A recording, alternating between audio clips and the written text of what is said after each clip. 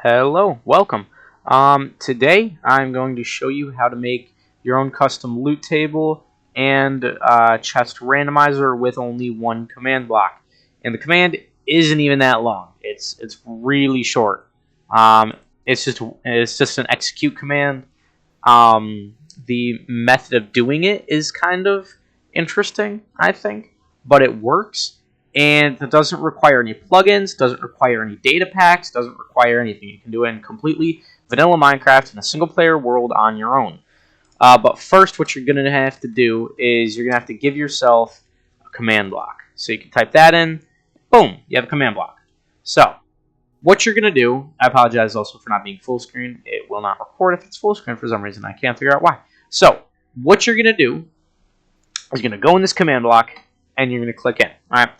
So then you're going to type in execute at E. So what this does is so far it's going to execute a command at all entities.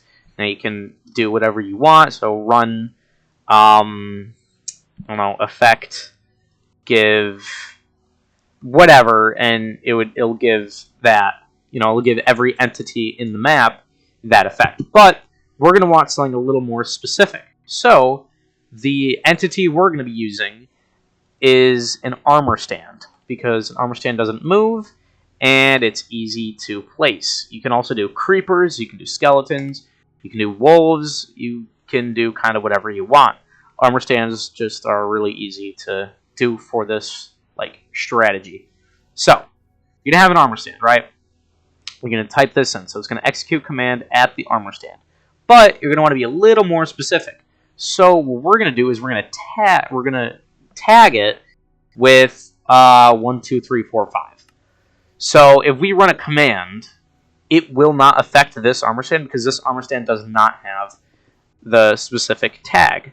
However, if we do /tag while looking at it, so we can get this long, terrible thing, add 1, 2, 3, 4, 5, this tag is now added. So now this command block will only affect this armor stand. It won't affect any of the others. So then what you're going to do is, since this is going to be random, you're going to do sort equals random because you want it to, randomly select something.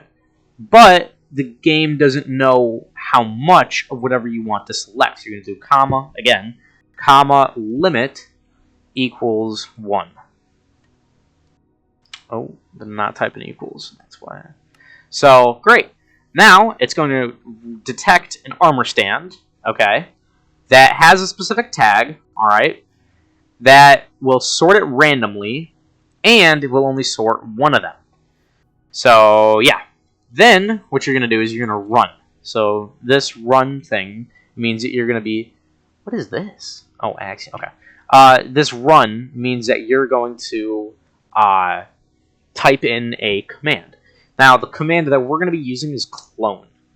So, what's interesting about this command is you can type in these little waves, because what these waves do is it's like taking this armor stand and just dropping the coordinate of wherever this is. So if you move this armor stand with a piston, it's not going to...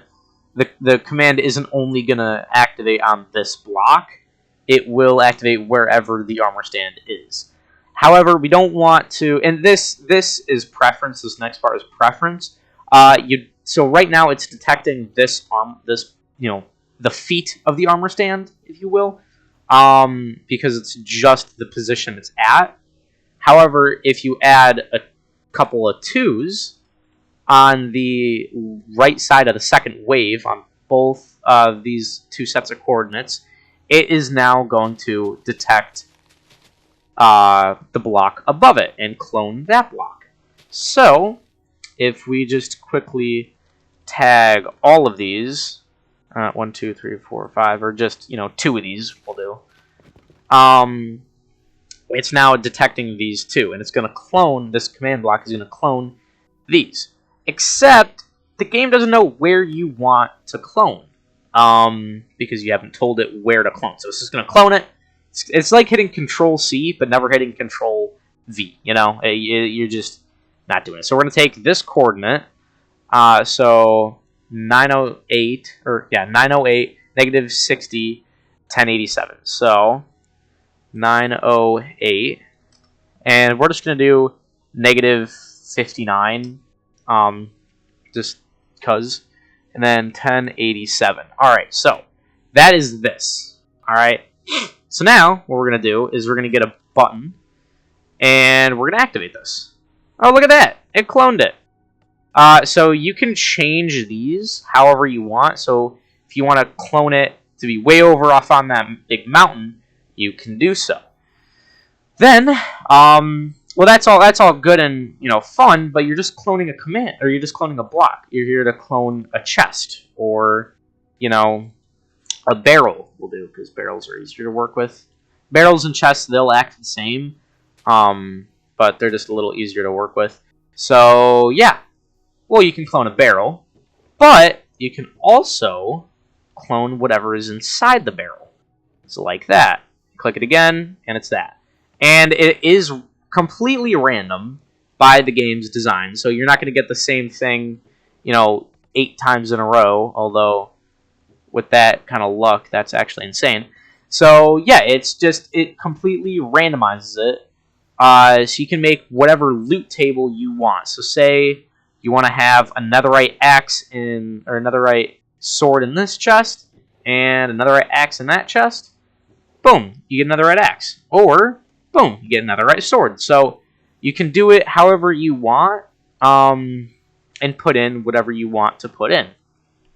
Now there are 2 things that that you should know if you're gonna do this, and if you're cloning something or copying something that's really far away, like very far away, and that is the Forceload command.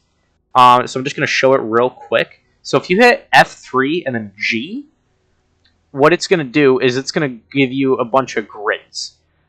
So this whole thing, this 16 by 16 is one chunk. Come over here, another chunk, another chunk, another chunk, and so forth. Now, as you may know, in Minecraft, if you go too far away from something, the game, in order to run better, will freeze that chunk. So those chunks over there are frozen. So like nothing's going on over there, nothing's happening. It's frozen in time, basically. But that's not exactly useful if you're trying to run a command. So, like, say I want to copy something in this chunk. So say these barrels it's actually kind of like on the border, which is great. So if I'm trying to copy this chunk, or this thing, I'm going to have to force load this chunk, which basically means that I am constantly loading this chunk. So you're going to do /forceload add, and then the 2 little waves. That's just going to do your current position or your current chunk, which is this. Or you can look for a random number up here somewhere. I don't know where it is, and I don't care to find it, because you don't really need to know it. You just can do the 2 waves as long as you're inside the chunk. So yeah, you can force load this chunk, but not only do you have to force load where you're cloning something, you have to force load the command itself. So you have to also force load this chunk, which it can get a little bad, and you can load a lot of stuff constantly if you don't have loot localized, or you don't have the loot tables localized. So this is my setup. So I have 5 different loot tables, all have completely random things, and yeah, this is constantly loading because my map that I'm working on is way, way, way over there, which is hundreds of blocks away. It's kind of hard to tell because I have like 32 chunks at a time loaded. But yeah, so any command that you want constantly running, you're going to have to keep inside the force-loaded chunk. So this chunk is not force-loaded because that's just testing. This chunk is not force-loaded, this isn't, but these are. And you can stack them up. Now, the reason I have all this redstone was just because my loot I want to run on a day-night cycle. So anytime it's day or anytime it's night, this will activate, and it will run this command.